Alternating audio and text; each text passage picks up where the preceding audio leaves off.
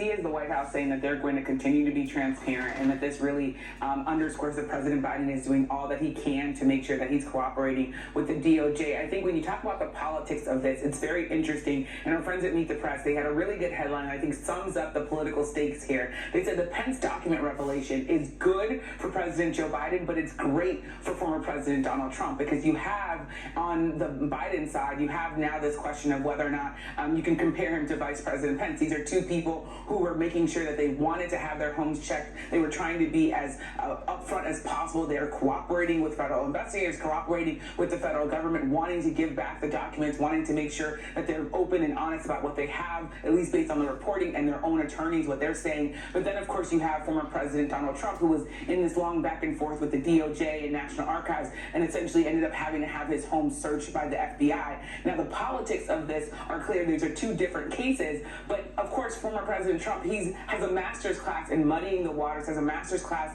in trying to make sure that he can extract as much political benefit as possible from any situation. So you have now Republicans saying that it's harder for people like President Biden and even Vice President Pence, who at times has been very critical of former President Trump. It's harder for them to be critical of him because now they have their own issues.